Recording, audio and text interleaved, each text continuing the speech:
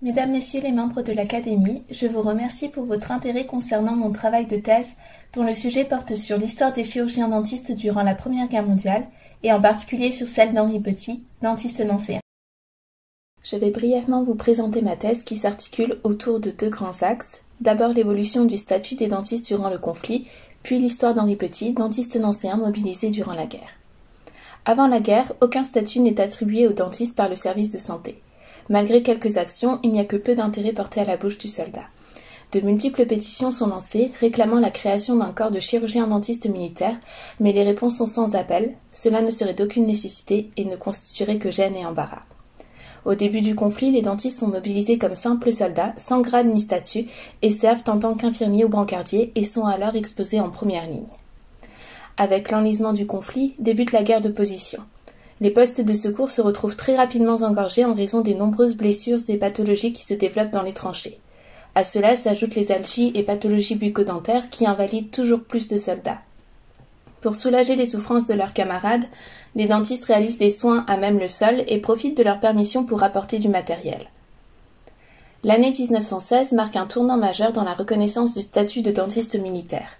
Les décrets du 26 février et du 1er mars permettent respectivement l'emploi de dentistes militaires dans l'armée de terre et dans la marine. Ils sont affectés dans divers services et leur activité est très variée. Néanmoins, leur quota reste très limité.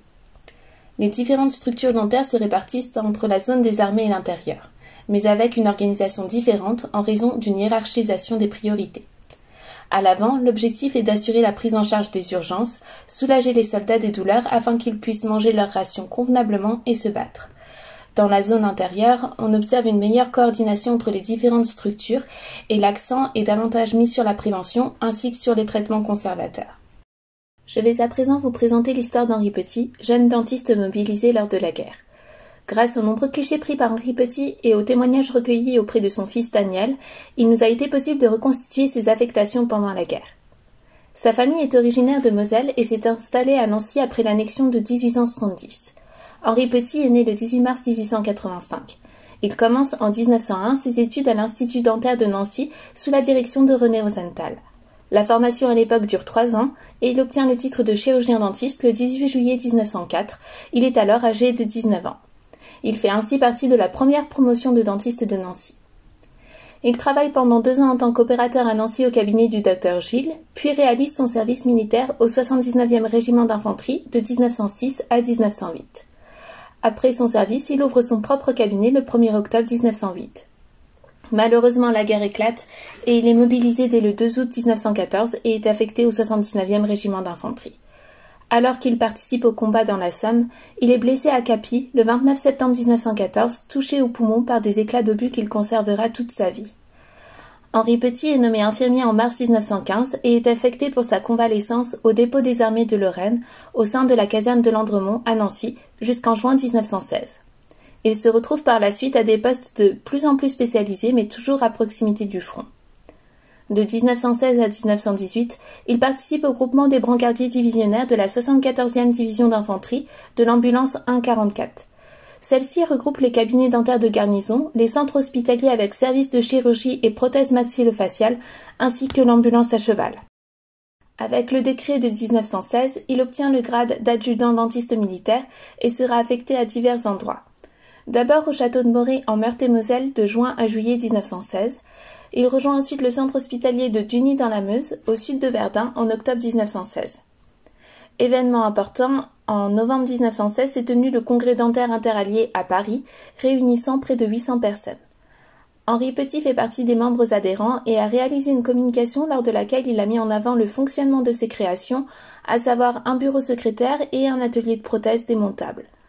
On retrouve d'ailleurs de nombreux systèmes similaires très ingénieux dans le compte-rendu de ce congrès, en particulier des fauteuils dentaires pliants ou des systèmes transportables par sidecar. Henri Petit se rend ensuite à Verdun en février 1917, où un service dentaire est aménagé au sein de la maison Nathan.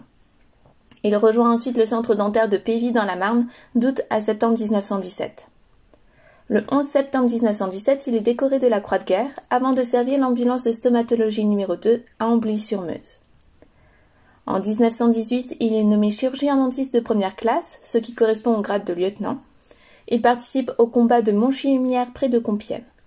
Son congé de démobilisation survient le 12 mars 1919, s'ensuit l'ouverture de son second cabinet rue Gambetta à Nancy. Lors des fêtes de l'armistice de 1930, il reçoit la Légion d'honneur à titre militaire place Carrière à Nancy. Henri Petit s'est éteint le 23 mai 1966 à l'âge de 81 ans. Pour conclure, ce conflit a mis en évidence l'importance de la santé bucco-dentaire chez le soldat et la nécessité des soins dentaires dans l'armée. L'activité des dentistes était considérable et très diversifiée. Ils ont par ailleurs aidé après la guerre à la reconstruction des gueules cassées ainsi qu'à l'identification médico-légale. La reconnaissance du statut de dentiste militaire acquise est précaire puisque dès 1919, on constate la disparition du corps des dentistes militaires d'active.